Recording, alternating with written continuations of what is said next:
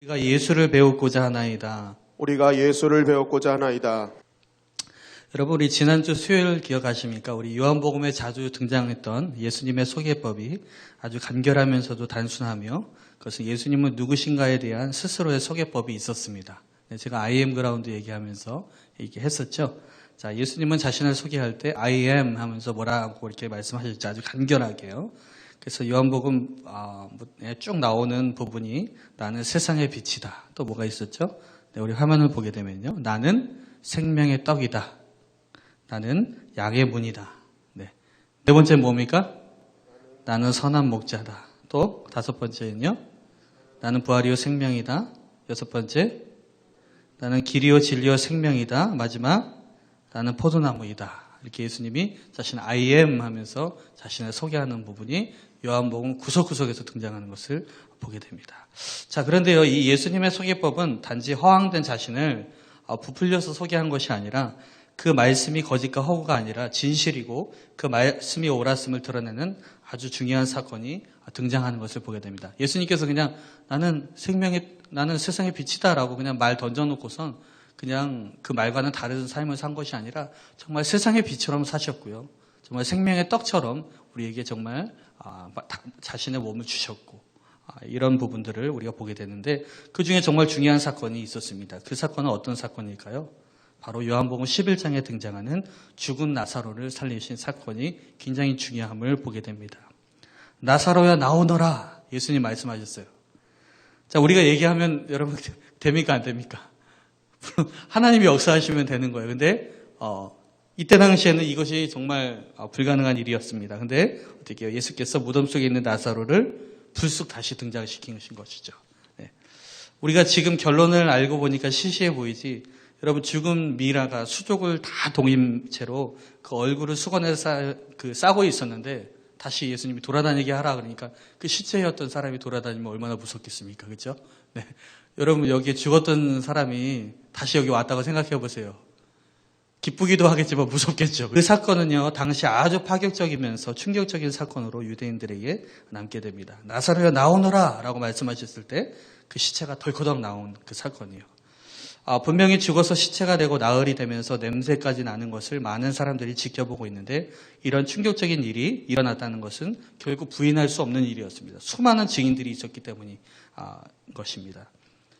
주님께서 이 사건을 일으키기 전에 자신을 I am이라고 하면서 뭐라고 소개하셨습니까? 아까 나왔던 것 중에 나는 부활이요 뭐라고 말씀하셨죠? 생명이다. 그렇게 말씀하시고 진짜 말씀대로 그것을 어떻게 해요? 나사로의 시체에다가 말씀하셔서 그 말씀을 그대로 이루신 것입니다. 자, 근데요, 그 이후로 이 나사로를 다시금 살리신 사건 이후로 예수님이 유명해져서 인기 등급업이 된 것이 아니라 이 사건을 통해서 무엇이냐? 예수님이 완전히 표적의 타겟이 돼버립니다. 표적의 대상이 돼버려요. 유대 지도자들과 당시 바리새인들, 사두개인들 말할 것 없이 아주 시기와 미움을 이제 한 몸에 예수님이 다 받게 되는 것이죠. 왜냐하면 자신들이 그걸 못하는데 그걸 해버리니까. 그러니까 인기가 다 예수님께로 지금 가는 거 아닙니까? 자, 11장 47절과 48절 시작. 이에 대제사장들과 바리새인들이 공회를 모으고 이르되 이 사람이 많은 표적을 행하니 우리가 어떻게 하겠느냐? 만일 그를 그대로 두면 모든 사람이 그를 믿을 것이요. 그리고 로마인들이 와서 우리 땅과 민족을 빼앗아 가리라 하니. 네, 그렇습니다. 이 대제사장들과 바리새인들이 모인 거예요. 서로 합장을 한 거예요. 그러면서 이 사람이 많은 표적을 행하는데 이거 가만두면 안 되겠다. 어떻게 해야 될 거 아니냐? 지금 사람들이 다 올리고 있다. 저 미친 사람한테. 그러면서 예수님을 이제 죽이려고 모의를 하는 것이죠. 11장 53절에 보면 이날부터는 그들이 예수를 죽이려고 모의하니라. 가만둬서는 안 되겠다는 거예요. 지금까지는 가만히 지켜봤어요. 뭐 하는 거지? 그러면서 자꾸 시험도 걸어보고 딴지도 걸어보고 했는데 이제는 정말 가만히 둘 수 없는 거예요. 왜? 죽은 나사로까지 살렸어요. 네. 그렇게 해서 본격적으로 예수님이 나사로를 살리시면서 그 예수님의 그 모든 행적들이 노출되기 이제 시작하신 것이죠. 자, 그 뒤로 이제 예수님은요, 오늘 우리 목사님 새벽에 올리신 말씀처럼요, 순전한 나드 한 근을 예수님의 발에 바르는 그 마리아의 헌신과 그 헌신과 마음을 받으시고, 이제는 본격적으로 이제 예루살렘의 입성을 하시게 되는 것을 보게 됩니다. 자, 예수님께서 그 나귀를 타시면서 예루살렘 입성하셨을 때 사람들이 종려나무 가지를 들고 뭐라고 했습니까? 호산나 호산나, 그렇죠? 주의 이름으로 오시는 이여, 그러면 이스라엘 왕이시죠, 그러면서 다 환호하게 되죠. 자, 그러면서 이 바리새인들에게는 더욱 예수님을 죽이고자 하는 마음들이 굳세어지게 되는 것을 보게 됩니다. 12장 19절 바리새인들이 뭐라고 이야기하는지 들어보겠습니다. 시작. 바리새인들이 서로 말하되 볼지어다 너희 하는 일이 쓸데없다. 보라 온 세상이 그를 따르는도다 하니라. 호산나 호산나 하는 거, 그 너희들이 하는 거 지금 다 쓸데없는 짓이야 라고 하면서 모의하고 있는 것이죠. 그러면서 온 세상이 저를 따르는구나 라고 지금 이 바리새인들이 딴지를 걸고 있는 것이에요. 여러분, 요한복음에서 자주 등장하는 단어 하나를 또 소개하도록 하겠습니다. 그것은 무엇이냐면 따라해보겠습니다. 세상. 네, 세상이라는 말이 있어요. 네, 세상.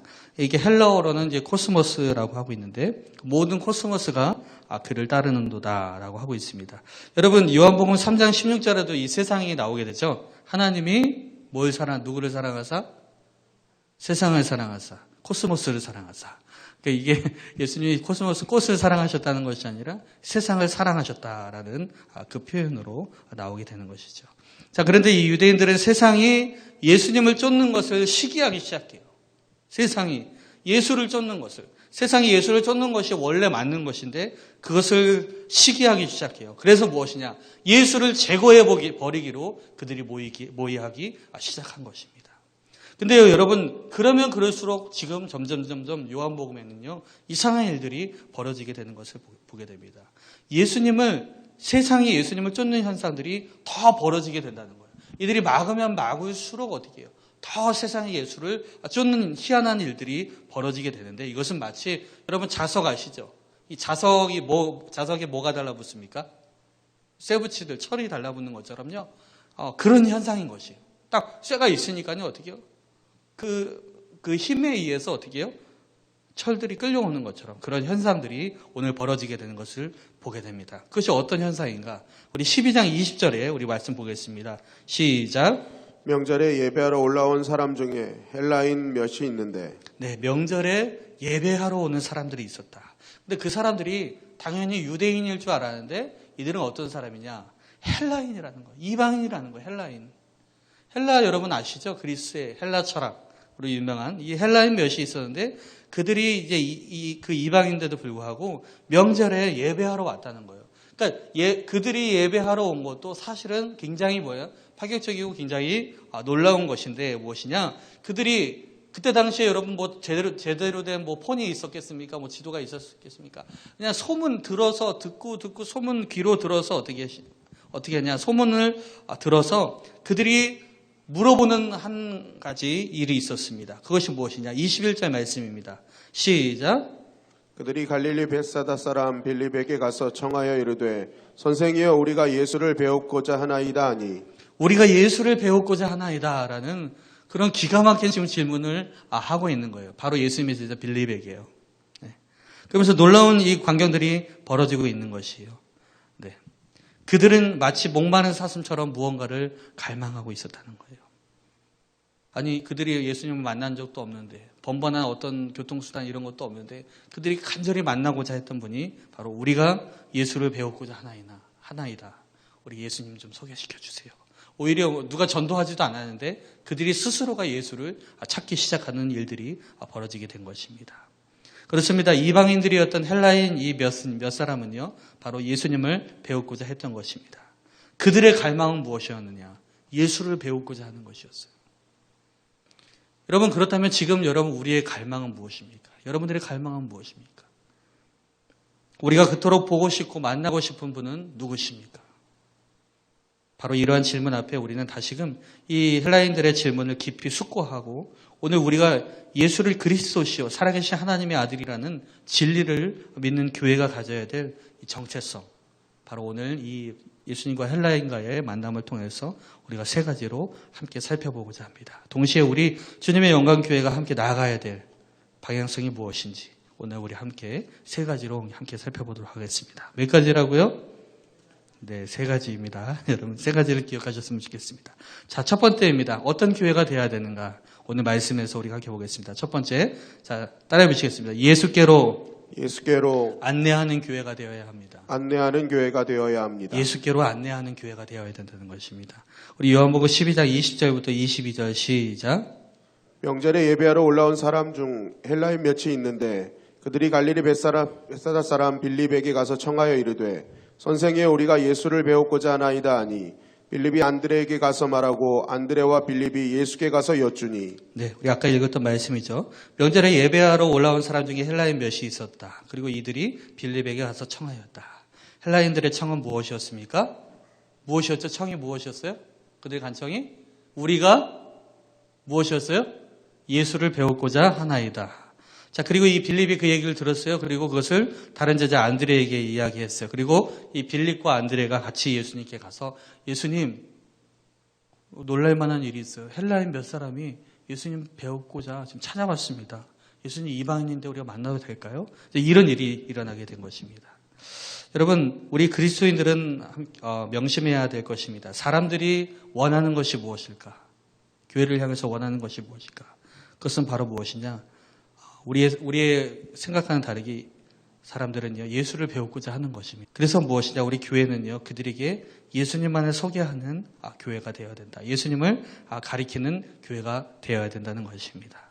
내가 기준이 아니라는 것이죠. 내가 생각하는 것처럼, 저 사람은 예수 믿으려면 좀 한참 걸릴 거야. 아니라는 것이죠. 언제 그가 예수님을 찾을지 우리는 아무도 모른다는 것이죠. 우리 전도 사역 가운데서 우리 여기 선교사님도 계시지만요.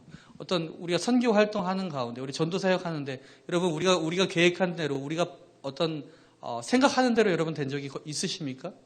사실요, 여러분 영혼 구원하는 문제는 하나님의 주권 가운데 있기 때문에 언제 어디서 그들이 예수를 찾을지 우리는 모르는 것이 어떤 상황 가운데서 그들이 예수를 만날지 우리는 모르는 것입니다. 여러분 예수님 어떻게 만나셨습니까?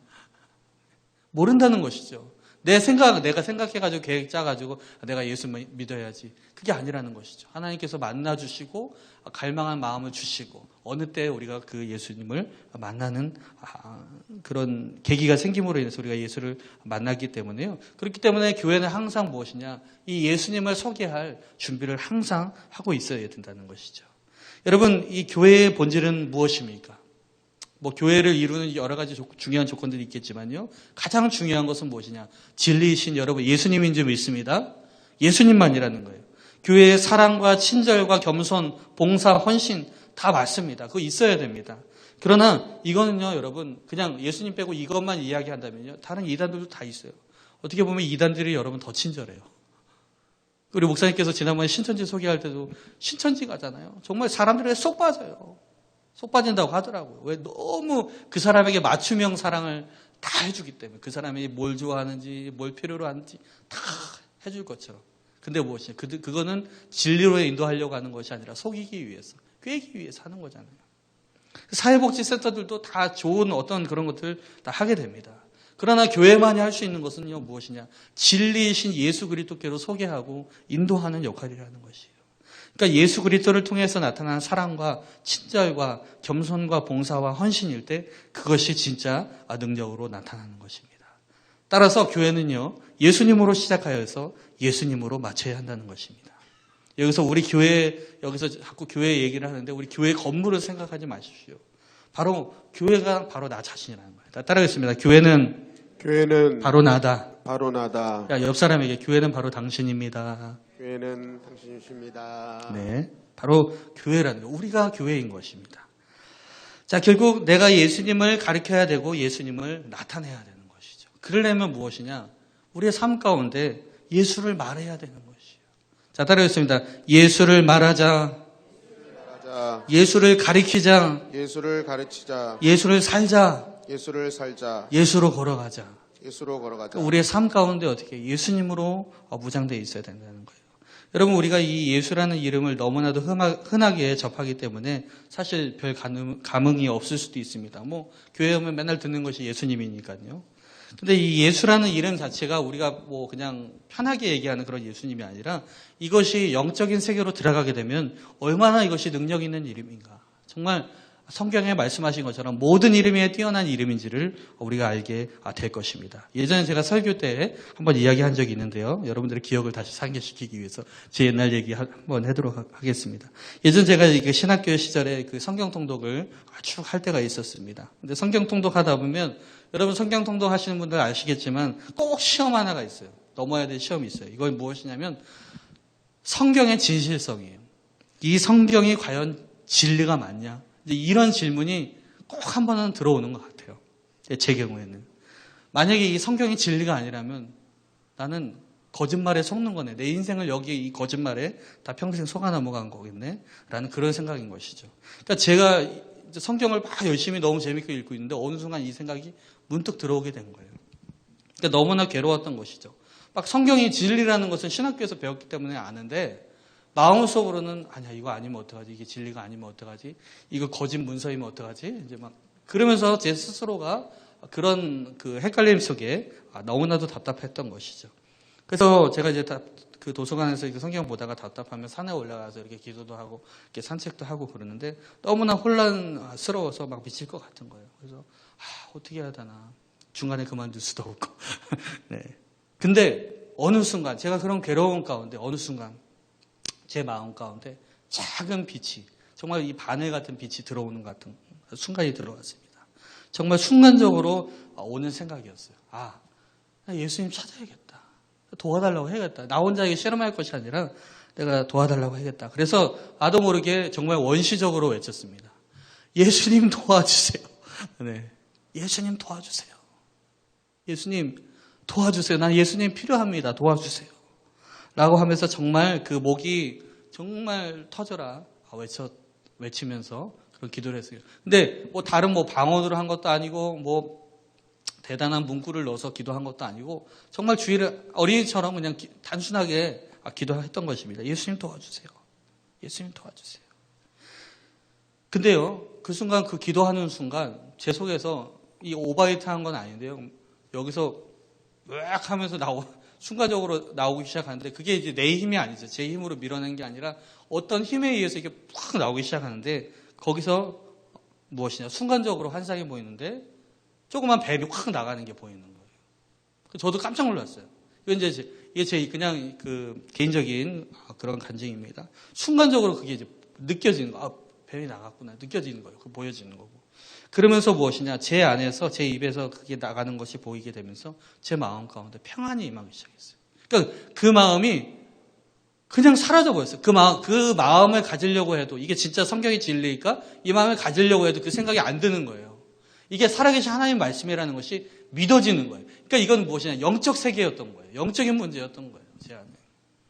그러면서 저는 이제 그 순간 깨달은 것이 무엇이냐면 성경을 하나님의 말씀으로 믿는 거 내 힘만으로 안 되는구나. 내가 믿어야지 그게 되는 게 아니구나. 하나님께서 은혜를 주셔야 되고 이것을 성령께서 믿게 해주셔야지만이 이게 살아계신 하나님 말씀으로 내게 들어올 수 있는 것이구나. 그것을 깨달으면서 두 번째 동시에 예수님의 이름, 예수님의 네임이 얼마나 파워풀한 이름인지를 그때 깨달은 거예요.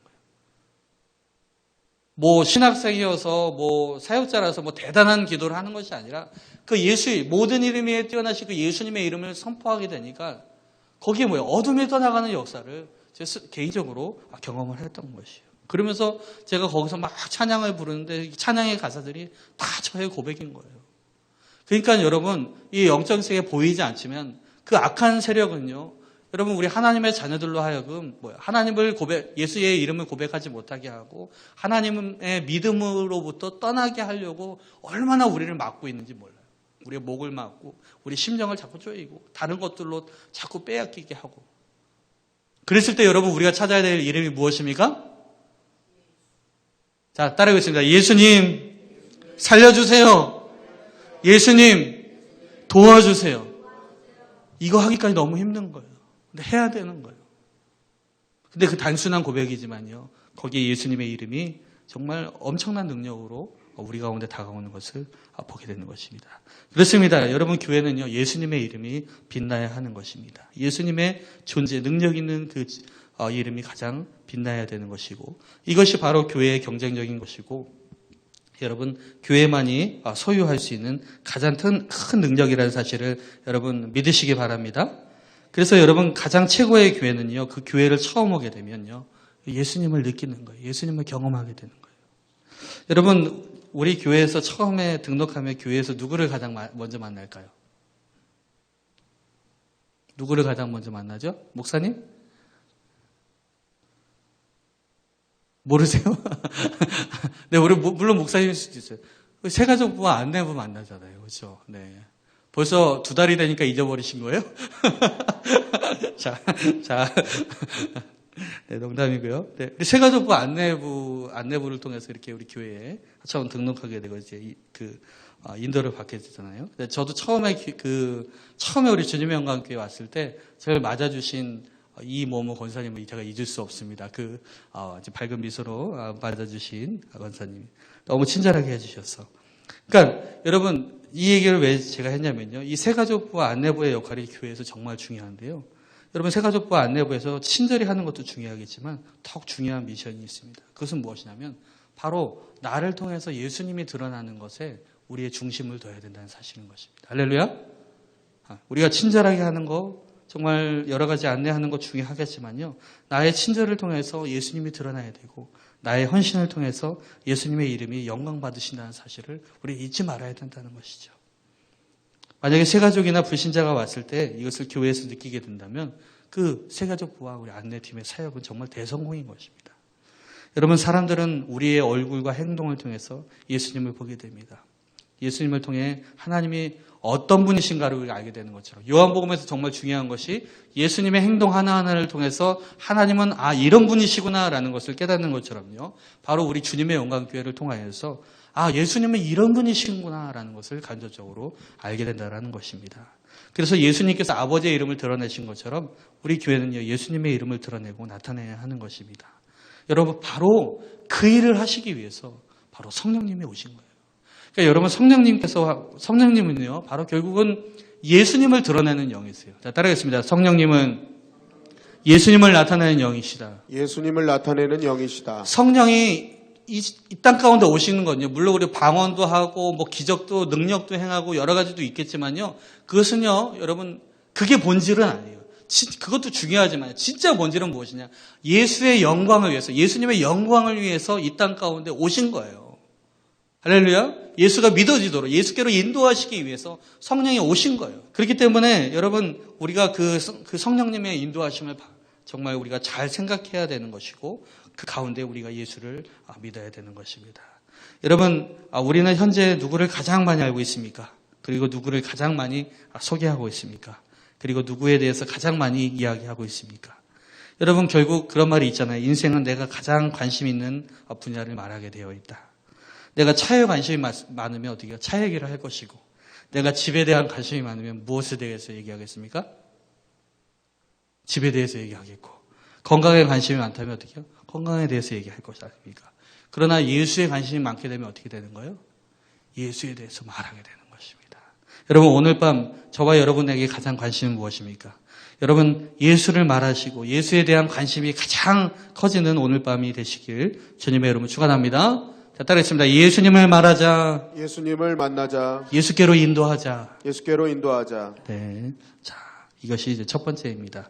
자, 두 번째. 이 헬라인들과 예수님의 만남을 통해서 나타난 교회의 표지, 방향은 무엇인가? 두 번째, 어떤 교회가 되어야 되는가? 따라했습니다. 한 알의 미랄이 되는 교회가 되자. 한 알의 미랄이 되는 교회가 되자. 한 알의 미랄. 우리 요한복음 12장 24절과 25절 말씀입니다. 시작.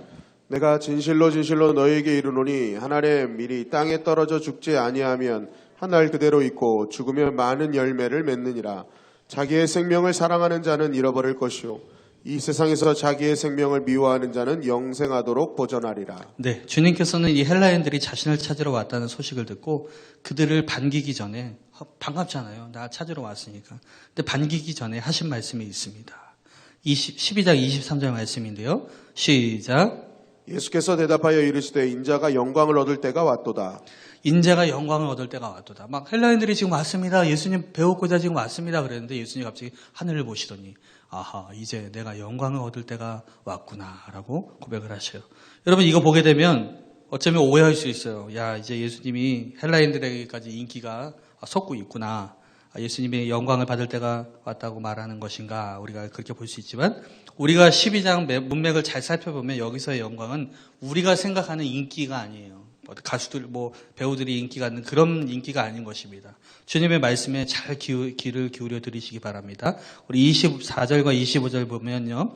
내가 진실로 진실로 너에게 이르노니 한 알의 밀알이 땅에 떨어져 죽지 아니하며 한 알 그대로 있고 죽으면 많은 열매를 맺느니라. 자기의 생명을 사랑하는 자는 잃어버릴 것이요 이 세상에서 자기의 생명을 미워하는 자는 영생하도록 보존하리라.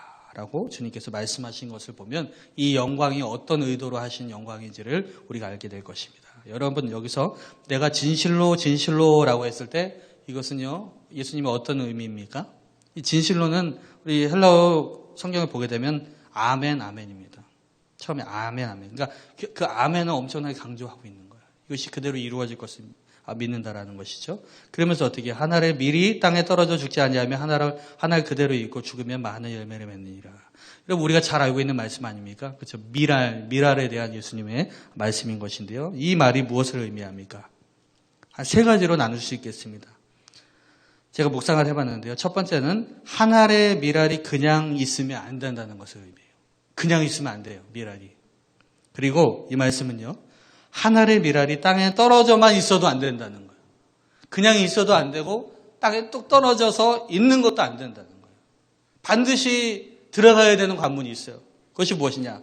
한 알의 밀이 땅에 떨어져서 죽음으로 들어가야 돼요. 죽음으로 들어가야지만이 어떻게 해요? 열매를 맺을 수 있는 거예요. 많은 열매를 맺을 수 있는 거예요. 그냥 한 알의 밀알에 여러분 생명이 있습니다. 있어요. 분명히 있어요. 그렇지만 그것 자체로 있는 것은 안 돼요. 예수님 자체 그냥 있는 건 안 돼요. 이 땅에 오셔가지고 예수님 하고 싶은 거 다 하고 돌아다니시고 안 돼요. 그리고 어떻게 해요? 땅에 예수님이 죽으셨다고 해도 어떻게 해요? 거기서 그냥 머물면 안 돼요. 어떻게 해요? 거기서 무엇이냐? 예수님의 죽으심 가운데 하나님 아버지께서 예수님을 살리셔야지만이 거기서 열매를 맺는 그런 놀라운 역사가 일어난다는 것을 오늘 예수님 말씀을 통해서 우리가 확인하게 되는 것입니다. 그러니까 결국 무엇이냐? 죽음의 관문, 십자가의 관문을 통과해서 부활까지 가야지만이 열매를 맺는다라고 오늘 주님께서 오늘 밀알 비유로 말씀하신 것입니다. 여러분 우리가 이것을 보게 되면요. 이 말씀이 참 유명한 말씀이기도 하지만 어떻게 보면 굉장히 좀 부담스러운 말씀이기도 합니다. 어떻게 보면 거부감이 늘어날 수 있는 것이죠. 멀쩡한 내가 왜 죽어야 돼? 멀쩡한 내가 왜 손해를 봐야 돼? 그리스도인이라면 다 그렇게 살아야 되는 것인가라고 하면서 마치 갑이 아니라 우리는 그리스도인들이 을로 살아가는 것처럼 그럼 이렇게 스스로의 어떤 비참함 그런 것으로 우리가 묵상하게 될 수 있는데요. 여러분 예수님이 어떤 의도로 우리가 말씀하셨는지 25절을 한번 보겠습니다. 25절 우리 다시 한번 읽어보겠습니다. 시작. 자기의 생명을 사랑하는 자는 잃어버릴 것이요 이 세상에서 자기의 생명을 미워하는 자는 영생하도록 보존하리라. 자기의 생명을 사랑하는 자는 어떻게 된다고요? 잃어버린대요. 근데 이 세상에서 자기 생명을 미워하는 자는 어떻게 된다고요? 영생하도록 보존. 굉장히 역설적이죠. 이 말씀은요, 예수께서 마태복음 16장 25절에도 말씀하셨는데, 누구든지 제 목숨을 구원하고자 하면 잃을 것이요. 누구든지 나를 위하여 제 목숨을 잃으면 찾으리라. 여기 동일한 말씀이라고 할 수 있습니다. 자기의 생명을 사랑하는 자. 여러분, 사실은요, 누구나 다 자기의 생명 소중하죠. 사랑하는 것이죠. 제 생명과 목숨을 함부로 하는 사람은 거의 없을 것입니다. 근데 여기서 예수님께서 말씀하신 의도는요, 내 목숨과 내 생명을 하찮게 여겨라. 그냥 내 던져버려라. 그렇게 말씀하신 것이 아니에요. 진짜 여러분 여기서 예수님께서 말씀하신 것은 너의 생명과 목숨을 가장 가치 있게 사용할 수 있는 방법을 말씀하고 있는 것이에요. 그런 의미에서 그것을 어디요? 네 생명을 던져라 라고 말씀하신 것이죠. 여러분 이 세상은요 끊임없이 사람들에게 교훈하기를 내 자신을 사랑하라라고 얘기해요. 물론 이제 그 사랑이 어떤 의도인지에 따라서 달라질 수 있는데 그러나 여러분 디모데후서 3장 1절과 2절을 보게 되면 자기를 사랑하는 것이 얼마나 이게 비참한 일인지 보게 됩니다. 디모데후서 3장 1절과 2절 말씀 시작. 너는 이것을 알라. 말세에 고통하는 때가 이르러 사람들이 자기를 사랑하며. 말세에 고통하는 때가 오는데 사람들이 자기를 어떻게 한다고요? 사랑한대요. 자기 사랑하는 게 문제가 되나. 그러나 여러분 자기를 사랑하는 것 자체가 무엇이냐? 이미 고통의 관문으로 들어가고 있다는 거예요. 그것 자체가 그 사람의 말세를 말해주고 있는 것이라는 것입니다. 말세가 될수록 말세의 특징은 무엇입니까? 종말이 가까우면 가까울수록 사람들은 자신에게만 집중합니다. 이게 왜 문제가 될까? 나 사랑하는 게. 여기서 이제 나를 아끼지 말라는 것이 아니라 여기는 뭐냐? 이기적인 것을 말하는 거예요, 사람들이. 그러니까 원래 여러분 하나님께서 이 사람을 지으셨을 때 그 원래 목적을 우리가 봐야 되는데요. 원래 하나님께서 사람을 지을 때는요, 자기에 집중하지 않도록 지으셨어요. 그래서 성경에서 사랑의 그 대상이 두 개가 나오죠. 그렇죠? 첫 번째 누구를 사랑합니까? 우리는 하나님을 사랑하라. 내 마음을 다하고 뜻을 다하고 힘을 다하여 내 하나님을 사랑하라 그러잖아요. 그렇죠? 두 번째 무엇입니까? 내 이웃을 내 몸과 같이 사랑하라. 세 번째 뭡니까? 너 자신을 사랑하라 있습니까? 없습니까? 없어요. 성경에 없습니다. 너 자신을 사랑하라 없습니다. 그러니까 사랑의 대상, 성경에서 지정한 사랑의 대상은 하나님이고 내 이웃이에요. 그러면요, 그러니까 하나님께서 왜 그렇게 말씀하셨을까? 하나님을 사랑하고 이웃을 사랑할 때 내가 행복해질 수 있는 거예요. 그러니까 진짜 행복은요, 나를 벗어날 때 행복할 수 있는 거예요. 그러니까 나를 사랑하고 나를 위해서 살면 행복할 것 같은데 사람들이 현대인들이 다 착각을 해요. 나를 위해서 투자하고 내가 하고 싶은 대로 다 하면 행복할 거라고 생각하는데 정반대예요. 그러니까 어떻게 해요? 점점 현대사회가 발전하면 발전할수록 더 우울증 환자들과 자살률이 늘어나잖아요. 왜 그렇습니까? 자기에게 집중하기 때문에 그래요. 자기를 벗어나야 되거든요. 하나님을 사랑하고 이웃을 사랑해야지만 사람은 행복하도록 지음을 받았는데 어떻게 그걸 거꾸로 하고 있는 거예요. 나만을 위해 살고 하나님은 어디 있어? 나만을 위해서 투자하고 나만의 기쁨을 위해서 나만의 쾌락을 위해서 살게 되니까 사람은 어떻게 해요? 더 뭐예요? 기쁨을 잊어버리고 행복을 잃어버린 채 살아가게 되는 그런 비참함을 누리게 되는 것입니다. 여러분, 그 우울증의 증상 중에 가장 그 확실한 증상이 무엇인지 아십니까? 저도 이게 우울증을 조금 경험해봐서 압니다. 네. 나는 불행해라는 생각이에요. 나는 불행해. 그러니까 그 생각으로 가득 차 있어요. 그러니까 나는 불행해. 그러니까 이게 어떤 생각이 드냐면요. 왜 나만 불행하지? TV에 보면 왜 저 사람들은 저렇게 웃고 있지? 지나가는 사람들 보면 왜 저 사람들은 이렇게 행복해 보이지? 그러니까 어떻게 상대적으로 박탈감에 빠지면서 자신 스스로가 계속 불행의 구덩이에 자신 스스로를 넣기 시작하는 거예요. 근데 사실 누구 때문이라고 하지만 결국 자기 스스로가 그 우울감으로 계속 들어가고 있는 거예요. 미안한 얘기지만. 물론 이제 특정한 경우 아닌 경우들도 있습니다. 근데요, 여러분, 이 우울에서 빠져나오는 방법은 그 사랑의 상대를 고치면 되는 거예요. 많은 방법들이 있겠지만요, 우리가 하나님의 말씀대로 하게 되면요, 나를 사랑하는 것에 집중하는 것이 아니라 하나님을 사랑하는 곳으로 자꾸 향하는 거예요. 그리고 무엇이냐? 이웃을 사랑할 수 있는 통로로 자꾸 나아가는 거예요. 누군가를 돕고, 누군가를 위해서 기도하고, 누군가를 위해서 헌신하고, 또 하나님을 사랑하고. 그렇게 되면요, 어느 순간 무엇이냐? 자기도 모르게 나를 벗어나게 되는 거예요. 그러면 무엇이냐? 행복감을 누리게 돼요. 우울감에서 행복감으로 찾아 나갈 수 있는 것입니다. 그러니까요, 여러분, 예수님이 말씀하신 게 맞잖아요. 진짜 내가 사는 방법은요, 나를 벗어날 때만이 내가 사는 거예요.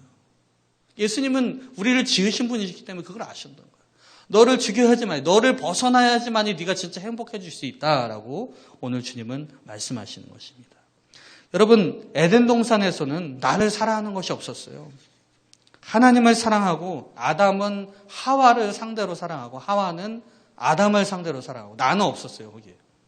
그러니까 자동적으로 에덴 동산은요, 하나님 사랑과 이웃 사랑이 자동적으로 이루어지는 시스템을 가졌어요. 네, 하나님의 시스템. 근데 어떻게 선악과를 먹게 되니까 눈이 밝아지게 되면서 그때부터 무엇이냐? 나를 느끼기 시작하는 거예요. 내가 부끄러워지기 시작하는 거예요.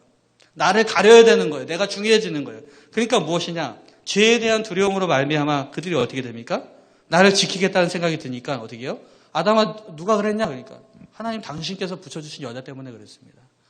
뭐예요? 이제 상대를 탓하기 시작하는 거예요. 나를 지키기 위해서 상대를 버리기 시작한 거예요. 그러니까 어떻게 해요? 하나님과 이웃이 아닌 자기를 사랑한 결과 이들은 에덴 동산에서 쫓겨나는 결과를 보게 되는 것입니다. 결국 그리스도인으로 자기를 내려놓으면 살아가는 것이 힘든 것 같지만 그렇다고 해서 그것이 힘든 것이 아니라 결국 주님은 그것이 더 사는 것이다. 네가 너를 벗어날 수 있는 것이고 네가 진짜 사는 비결, 네가 진짜 행복한 비결이 바로 이것이다라고 말씀하고 있는 것입니다. 그리고 여러분, 우리가 그리스도인으로 꼭 살지 않는다고 해서 내가 만약에 살고 싶은 대로 다 산다고 해도 여러분 거기에 힘든 일 없겠습니까? 여러분 인생에 다 누구나 고난이 있어요. 믿건 안 믿건 간에. 그러나 중요한 것은 무엇이냐면 내 평생에 우리가 예수의 질 가운데 살 때 그것은 결국 끝에 가면요. 후회하지 않는 길을 갈 수 있게 된다. 우리 주님께서 보장하고 계신 것입니다. 여러분 후회하지 않는 인생, 정말 하나님을 사랑하고 이웃을 사랑하고 정말 나를 내려놓고 정말 하나님 기뻐하시는 길로 가시는 저와 여러분 되시길 주님의 이름으로 축원합니다. 제가 요즘에 최근 들어서 그 듣는 찬양 중에 그 CCM 사역자 그 한이라는 사람이 있거든요. 2집 앨범에 행복이라는 그 찬양이 있습니다. 네, 오늘 그 찬양의 우리 가사 한번 좀 잠깐 묵상해 보면 좋겠는데요. 자, 우리 한번 그 영상 우리 잠깐 우리 찬양 감상하는 시간 갖도록 하겠습니다. 잠깐 우리 보도록 하겠습니다. 여러분 가사의 뜻을 한번 가만히 무엇이 행복인가라는 것을 이 가사에서 잘 나타내주고 있는데요. 한번 틀어주시기 바라겠습니다. 네, 불 좀 꺼주시고요. 제목이 행복입니다. 행복.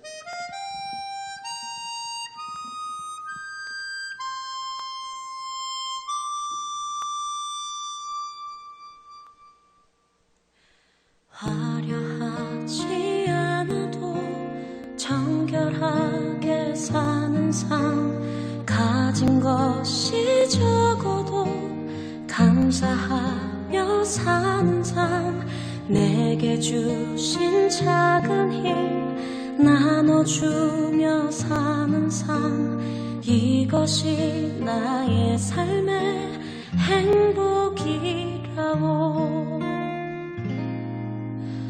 눈물 날 일 많지만 기도할 수 있는 것, 억울한 일 많으나 주를 위해 참는 것, 비록 짧은 작은 삶 주 뜻대로 사는 것, 이것이 나의 삶의 행복이라고. 이것이 행복이라고. 세상은 알 수 없는 하나님 선물, 이것이 행복이라고.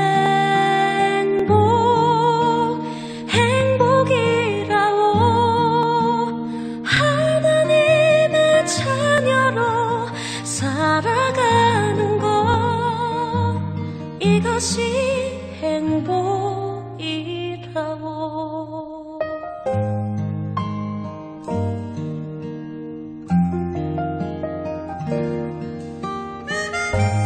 네, 여기까지 우리 듣도록 하겠습니다. 네, 감사합니다. 눈물 날 일 많지만 기도할 수 있는 것, 억울한 일 많으나 주를 위해 참는 것, 비록 짧은 작은 삶 주 뜻대로 사는 것, 이것이 나의 삶의 행복이라고. 세상은 알 수 없는 하나님의 선물, 이것이 행복. 하나님의 자녀로 사랑하는 것, 이것이 행복이라고. 이런 가사에 메시지가 담긴 아주 주옥 같은 찬양인 것입니다. 물론 이제 알고 계신 분들도 있을 텐데요. 자, 여기서 있는 것들 사실은 소소하지만 사실은 어떻게 보면 힘든 것 같지만, 그러나 거기에 무엇이냐, 하나님은 우리의 믿는 자들, 우리 하나님의 자녀들에게 행복을 이렇게 담아 놓으셨다라는 그런 고백이 우리 가운데 있는 것입니다. 여러분, 그래서요 제가 이 찬양을 묵상하게 되면서 결국은 하나님과 나 둘 사이만의 그런 어떤 믿음의 비밀이 반드시 있어야 되는구나라는 것을 깨닫게 됩니다. 주님과 나 사이만이 아는 비밀. 그것은 눈물 날 일이 많겠지만 그 가운데서 함께 버티고 끝까지 버티고 견디는 그 믿음의 비밀들이 많아야 되지 않을까라는 생각을 하게 됩니다. 자, 저는 이 말씀 준비하면서 우리 담임 목사님들이 갑자기 좀 생각이 났습니다. 우리 신승호 목사님과 여러분, 우리 사모님 보면 여러분 딱 떠올리는 게 무엇입니까? 뭐가 떠오르십니까? 선교? 네, 여러분 많이 있겠죠. 많이 있으시겠지만요. 저는 믿음의 어떤 행복이 아닐까라는 그런 생각을 하게 됐습니다. 또 우리 권상민 목사님과 설사모님 이렇게 부부 사이를 이렇게 보게 되면 어떤 단어가 떠오르십니까? 우리 담임 목사님 두 분의 제가 담임 목사님이기 때문에 제가 이런 말을 하는 게 아니라 제가 진짜 느낀 거예요. 뭐냐면 우리 두 담임 목사님 우리 부부 사이를 보게 되면 정말 믿음 안에서 행복이 저런 거구나라는 것을 제가 그냥 삶 속에서 느끼게 됩니다. 네, 삶 속에서 그냥 느끼게 돼요. 근데 그것이 왜 그럴까?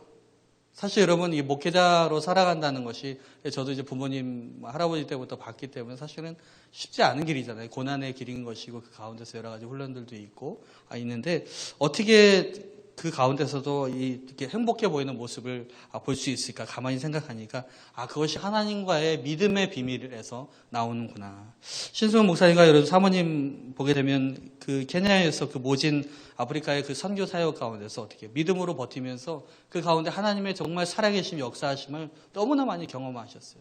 그 가운데서 정말 이 하나님 영혼들 사랑하는 것이 얼마나 귀한 건지를 아셨기 때문에 그렇게 영원 하시면서 그렇게 행복해 하시고 지금까지 목회하시는 것이 아닌가. 또 우리 목사님과 우리 설사모님 같은 경우도 대전과 춘천 그런 사역 이야기들을 들어보게 되면 정말 그 열악한 환경 그 부교육자 생활이었지만 거기서 하나님께서 정말 그때그때마다 까마귀를 보내주시고 돕는 자를 붙여주시고 기적과 같은 그런 일들 정말 남은 모르지만 정말 하나님께서 어떻게 역사하셨는지를 그 삶 속에서 그 경험한 그런 믿음의 비밀들이 있었기 때문에 그 가운데 정말 그런 행복감이 정말 어려운 길이지만 그 가운데서 행복감이 느껴지는 것이 아닌가 생각되어집니다. 저만의 생각일까요? 다 느끼시죠? 우리 영상으로? 네, 할렐루야 들려옵니다. 자, 여러분 그렇습니다. 우리가 하나님의 자녀로 살아간다는 건 때로는 우리가 눈물 날 일 많지만 기도할 수 있고요. 억울할 수 있지만 주를 위해 참을 수 있고요. 비록 짧은 삶이지만 우리의 주 뜻대로 사는 것 이것이 우리의 삶의 행복인 줄 믿습니다. 여러분 바로 이 가사의 행복이 정말 미랄로 살아가고자 하는 저와 여러분들 가운데 행복이 되시길 주님의 이름으로 축원합니다. 아멘. 우리 세 번째입니다. 세 번째. 자, 예수님의 고백을 통해서 우리는 또한 어떤 교회로 나가야 되는가? 세 번째, 따라하겠습니다. 아버지께 영광 돌리는 교회가 되라. 영광 돌리는 교회가 되라. 아버지께 영광 돌리는 교회인 것입니다. 우리 요한복음 12장 28절 말씀 시작. 아버지여, 아버지의 이름을 영광스럽게 하옵소서 하시니 이 하늘에서 소리가 나서 이르되 내가 이미 영광스럽게 하였고 또다시 영광스럽게 하리라 하시니. 예수님은 자신이 하나의 미랄이 되어야 한다는 것을 분명하게 아셨고 십자가의 길을 가야 한다는 것도 아셨지만 그러나 육신을 가지신 분이기 때문에 연약하셨어요. 그래서 이런 고백을 해요. 요한복음 12장 27절에 보면 지금 내 마음이 괴로우니 무슨 말을 하리요. 아버지여 나를 구원하여 이 때를 면하게 하여 주시옵소서. 하나님 이거 무슨 말입니까? 이때 그냥 지나가게 해주세요. 이거 피할 수 없습니까? 라고 하신 것이죠. 그러나 내가 이를 위하여 이때에 왔습니다. 그럼에도 불구하고 예수님은 끊임없이 무엇이냐? 아버지의 뜻을 붙잡는 것을 보게 됩니다. 이것은 여러분 우리 겟세마네 기도에서 우리가 연상케 하는 부분인데요. 마태복음 26장 39절에 보면 시작. 조금 나아가사 얼굴을 땅에 대시고 엎드려 기도하여 이르시되 내 아버지여 만일 할만하시거든 이 잔을 내게서 지나가게 하옵소서. 그러나 나의 원대로 마옵시옵고 아버지의 원대로 하옵소서 하시고. 네, 3번이나 이렇게 기도하시죠. 할만하시거든 이 잔을 내가 피하고 싶습니다. 그러나 이것이 중요해요. 피하고 싶은 것이 내 생각이지만 그러나 나의 원대로 마옵시고 아버지의 원대로 하옵소서. 주님은 무엇을 구합니까? 끊임없이 아버지의 영광, 아버지의 뜻을 구하는 것을 보게 되는 것입니다. 내가 이를 위해서 이때에 왔습니다. 지금 내가 온 이유는 바로 이 하나의 미랄이 되기 위해 세상에 생명을 주기 위해 온 것입니다. 아버지 나를 받아주시옵소서. 그러면서 고백하시는 것이죠. 요한복음 12장 28절 시작. 아버지여 아버지의 이름을 영광스럽게 하옵소서 하시니. 네, 그러면서 무엇이냐? 아버지의 영광을 바라봅니다. 아버지여 아버지의 이름을 영광스럽게 하옵소서. 아버지의 이름이 높임을 받으시기 원합니다. 그렇게 고백을 하게 되는 것이죠. 그러니까 어떻게 해요? 자기의 뜻을요 어떻게 해요? 아버지께로 고정하는 것이죠. 그랬을 때 어떻게 해요? 12장 28절에서 하나님의 소리의 응답이 들려오게 됩니다. 12장 28절 시작. 이에 하늘에서 소리가 나서 이르되 내가 이미 영광스럽게 하였고 또다시 영광스럽게 하리라 하시니 아멘. 하늘에서 소리가 들리는 것이요. 내가 이미 영광스럽게 하였고 또다시 영광스럽게 하리라. 그러니까요, 여러분, 우리가 하나님께 영광 돌리기 위해서는 뭐예요? 내 뜻을 내려놔야지만이 하나님의 영광이 드러나는 거예요. 말로만 하나님께 영광 돌립니다. 우리 박수로? 그렇지 않습니다. 나를 내려놓는 순간이 하나님의 영광이 되어지는 거예요. 내 뜻을 내려놓을 때만이 하나님의 영광이 빛이 나기 시작하는 것이에요. 만약 예수께서 나를 내려놓지 않고 자신이 원하는 대로만 했다면 결국 미랄이 되지 못하셨고 아무도 세상을 구원할 수 없을 것입니다. 예수님이 하지 않으셨다면요. 그러나 우리 주님은 끝까지 아버지의 뜻을 구하였고 아버지의 영광을 구하기 위해서 자신을 내려놨던 것이에요. 여러분, 우리 주님의 영광교회 비전, 여러분 다 아시죠? 우리 비전이 무엇입니까? 아유, 친절하게 다 써있네요. 자, 노란색 시작. 주님께 영광과 기쁨을 드리는 교회. 네, 우리 주님께 영광과 기쁨을 드리는 교회. 네, 아직도 말씀과 기도로 성령 충만하여 제자되는, 그건 이제 3번으로 갔습니다. 이제 우리의 진짜 비전은요, 주님께 영광과 기쁨을 드리는 교회인 것입니다. 그러니까 우리 교회의 비전은 그냥 주어진 것이 아니라 우리 교회의 모든 사역의 방향이 바로 이 주님께 영광과 기쁨으로 초점 맞춰져 있어야 된다는 것을 가리키고 있는 것이에요. 이것이 성경적으로 주님께 영광과 기쁨이 된다면 그 사역은 가야 되는 것이고, 이것이 주님께 영광과 기쁨을 가리는 행위라면 그것은 멈춰야 되는 거예요, 사역에서. 그러니까 온 성도가 무엇이냐, 이 비전에 맞춰져 있을 때 우리는 하나님이 기뻐하시는 한 교회로서 온전한 방향으로 나갈 수 있는 것입니다. 주님께서 여러분 아버지의 이름을 영광스럽게 하소서 이 고백과 함께 자신을 내려놓았습니다. 그때 하나님 아버지는 영광을 이미 내가 받았다. 그리고 앞으로도 내가 너를 영광스럽게 할 것이다. 라고 예수님께 말씀하시는 것을 보게 되는 것이죠. 시편 115편 1절 말씀입니다. 시작. 여호와여 영광을 우리에게 돌리지 마옵소서. 우리에게 돌리지 마옵소서. 오직 주는 인자하시고 진실하심으로 주의 이름에만 영광을 돌리소서. 시편 기자는 이렇게 고백해요. 제발 우리에게 영광이 오지 않게 해주세요. 하나님께만 영광 돌리게 하세요. 이런 여러분 고백이 간절히 들리지 않습니까? 나는 안 드러나도 됩니다. 나는 교회에서 안 드러나도 됩니다. 하나님만 높임을 받으시고 하나님의 영광만 받으시면 됩니다. 이런 고백들이요, 여러분, 우리 가운데 정말 많아질수록요, 우리 교회는 여러분 하나님께 귀하게 쓰임받는 교회가 될 줄 믿습니다. 그렇기 때문에 우리의 모든 사역의 그런 결정들과 그런 방향들은 바로 이 하나님께 영광이 되어야 된다는 것입니다. 여러분, 이번 우리 코로나19 사태에서도 많은 교회들이 현장 예배를 잠시 내려놓고 온라인 예배로 바꾼 이유들의 기준이 무엇이었습니까? 이것이 과연 이 온라인 예배가 하나님이 기뻐하시는 방향인가? 이것이 하나님의 영광을 드러내는 그런 결정인가? 그것에 우리 목사님들이 신중하게 결정하였던 것입니다. 많은 교회들이 잘 실천해 줌으로 인해서 많은 교회들이 설선수범으로 보여지면서 다행히 많은 확산들이 없었던 것들을 우리가 보게 되는데요. 그런 결정들, 그러니까 어떤 중요한 결정들이 바로 결국은 하나님이 기뻐하시는 것인가, 이거에 대한 고민이었던 것입니다. 자, 이제 결론으로 맺도록 하겠습니다. 여러분, 오늘도 우리가 생각하는 것과는 다르게 이 영혼들은요, 예수님을 보고자 합니다. 예수를 소개받고자 합니다. 물론 이 어둠의 그림자에 갇혀서 그들이 보지 못하고 듣지 못할 뿐 내 영혼의 구세주를 만나기를 원한다는 것입니다. 오늘 예수께로 찾아왔던 바로 헬라인들처럼 말입니다. 따라서 오늘 여러분, 우리 주님께서 우리 주님의 영광교를 이 땅 가운데 세우신 이유는 바로 오늘 세 가지였습니다. 그것은 무엇이냐? 첫 번째, 어떤 교회가 돼야 된다고 하는 것입니까? 예수께로 안내하는 교회. 예수께로 안내하는 교회. 이걸 찾고 있다는 것이죠. 두 번째는 무엇입니까? 하늘의 미랄이 되는 교회. 하늘의 미랄이 되는 교회. 자신을 내려놓는 교회.